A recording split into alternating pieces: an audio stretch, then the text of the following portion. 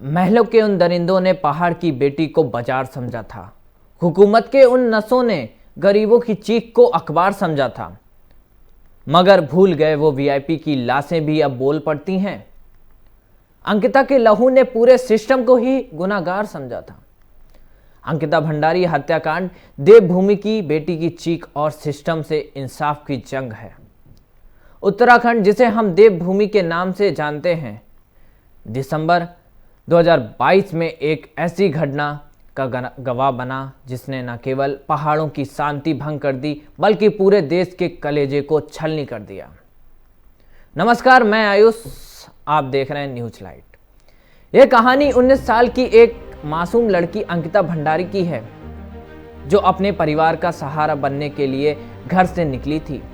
लेकिन उसे क्या पता था कि जिस समाज और व्यवस्था पर वह भरोसा कर रही है वही उसके सपनों और उसकी जान का दुश्मन बन जाएगा। पौड़ी गढ़वाल के श्रीकोट गांव की रहने वाली अंकिता एक साधारण परिवार से ताल्लुक रखती थी। उसके पिता एक मामूली नौकरी करते थे और अंकिता ने अपने परिवार की आर्थिक स्थिति को सुधारने के लिए ऋषिकेश के करीब यमकेश्वर इलाके में स्थित वानटारा रिजॉर्ट में रिसेप्शनिस्ट की नौकरी ज्वाइन की थी। 28 अगस्त 2022 को उसने एक नौकरी की शुरुआत की, लेकिन महज 20 दिनों में ही उसके साथ वह दरिंदगी हुई जिसकी किसी ने कल्पना भी नहीं की थी। मामले की शुरुआत 18 सितंबर 2022 की शाम से होती है। उस दिन अंकिता अचानक रिजॉर्ट से गायब हो गई। अगले दिन वह जब अपनी ड्यूटी पर नहीं दिखी और उसका फोन बंद आने लगा तो परिजनों को चिंता हुई। हैरानी की बात तो यह थी कि रिजॉर्ट के मालिक पुलकित आर ने खुद अंकिता के पिता को फोन करके बताया कि उनकी बेटी लापता है और उसने खुद ही पुलिस में गुमशुदगी की रिपोर्ट दर्ज कराने का नाटक भी किया।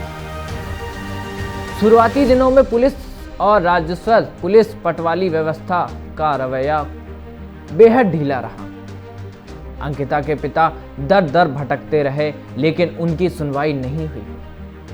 इसी बीच अंकिता के कुछ दोस्तों ने सोशल मीडिया पर उसके गायब होने की खबर फैलाई और कुछ ऐसे स्क्रीनशॉट साझा किए जो इस मामले को सुलझाने का मुख्य आधार बने।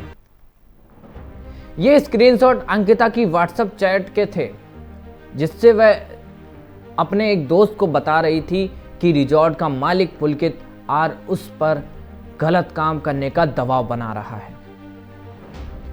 जांच आगे बढ़ी और मामला नियमित पुलिस को सौंप दिया गया तो परतें खुलनी शुरू हुई। पुलिस ने जब रिजॉर्ट के मालिक पुलकित आर, मैनेजर सौरभ भास्कर और अंकित गुप्ता को हिरासत में लिया, कड़ी पूछताछ की तो उन्होंने जो सच उगला वह रोंगटे खड़े कर देने वाला था। 18 सितंबर की रात को पुलकित और उसके साथियों का अंकिता के साथ विवाद हुआ था। विवाद की जड़ वही स्पेशल सर्विस थी जिसे देने से अंकिता ने साफ इनकार कर दिया था। अंकिता अपनी गरिमा और स्वाभिमान से समझौता करने को तैयार नहीं थी और यही उसकी मौत का सबसे बड़ा कारण बना। आरोपियों ने बताया कि वे अंकिता को ऋषिकेश ले जाने के बहाने बाहर लाए और चीला नहर के पास उसके बीच फिर से बहस हुई, गुस्से और डर में कि कहीं अंकिता उनकी काली कारतूतों का पर्दाफाश ना कर दे।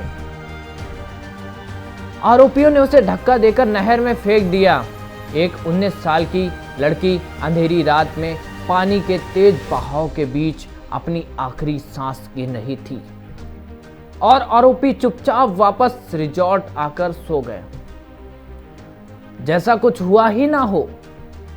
24 सितंबर की सुबह यानी गायब होने के 6 दिन बाद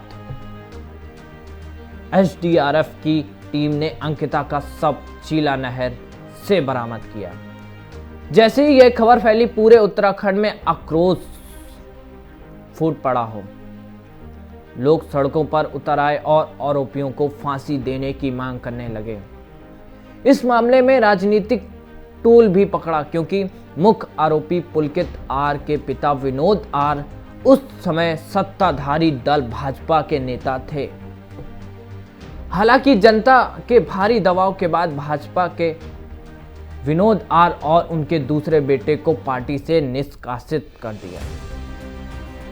मुख्यमंत्री पुष्कर सिंह धामी के निर्देश पर रातों रात आरोपियों के रिजॉर्ट पर बुलडोजर चलाया गया, जिसे लेकर बाद में विवाद भी हुआ।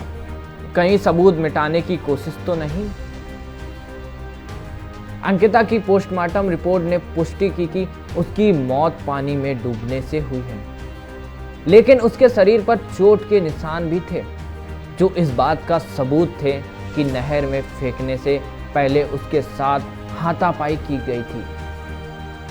इस केस में वीआईपी एंगल ने सबसे ज्यादा विवाद पैदा किया।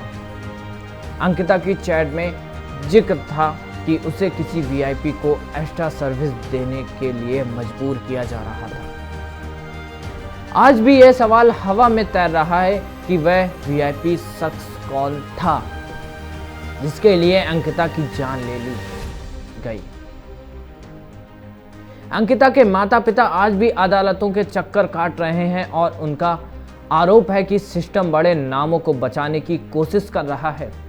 मामले की जांच के लिए एसआईटी का गठन किया गया, चार्जशीट दाखिल हुई और मामला अब कोर्ट में विचाराधीन है। अंकिता भंडारी का जाना सिर्फ एक हत्या नहीं है, बल्कि यह उन हत्यारों लड़कियों के भरोसे की हत्या थी जो आत्मनिर्भर बनने का सपना लेकर घर से बाहर निकलती हैं।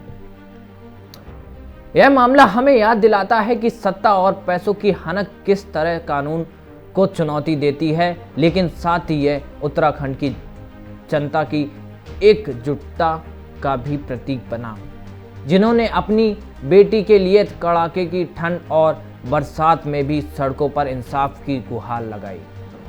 आज भी अंकिता का परिवार सिर्फ एक ही मांग कर रहा है, हत्यारों को फांसी हो और उन चेहरों को बेनकाब किया जाए जो इस पूरे कांड के पीछे असली मास्टरमाइंड थे। यह लड़ाई पुलकित आर की सजा पर खत्म नहीं होती है। यह लड़ाई तो उस दिन खत्म होगी जब वो सफेद पोश वीआईपी सरेआम बेनकाब होगा, क्योंकि अगर आज हम खामोश रहे तो कल कत्ल किसी और अंकिता की मुस्कुराहट सिस्टम की बलि चढ़ जाएगी। इंसाफ की फाइलें बंद कराने वालों, कान खोलकर सुन लो, अंकिता की रूह आज भी उत्तराखंड के पहाड़ों में भटक रही है और वो तब तक शांत नहीं रहेगी जब आखिरी गुनाहगार की गर्दन कानून के शिकंजे में नहीं आती। ये सिर्फ एक मर्डर केस नहीं है, देवभूमि के स्वाभिमान की आखिरी जंग है। फैसला आपको करना है। आप अंकिता के साथ खड़े हैं, उस वीआईपी के सन्नाटे के साथ हैं। नमस्कार, मैं था आयुष, आप देख रहे थे उत्तराखंड की रिपोर्ट।